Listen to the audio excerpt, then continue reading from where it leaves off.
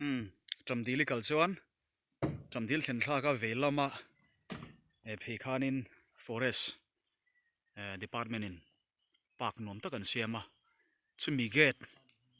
lu phei ma lok lei toy te lai lei toy te to pa hianin helung phun hilo omani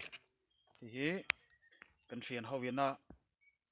kanin lungrual zia te kanin mangai zia te in phatsan kan tum lo zia ti lan nan he lung hi kan phuna amun nei tur ten kan bei rei ve em mai ni kan ka nai lung kan thei to kan han phuna athu zia khi mol lakar da na leng ma ila thian chun eng lai po in mangai reng thina mang anni atan una va piang ani tlar ni na tang hian bible thu mi lak chone ti hian bandan in to tin thalak le ming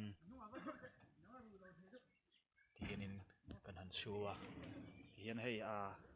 ngoi lam te pahoi tu khonin cement stepin kan latia nal zo kala chei zel te kan tumatin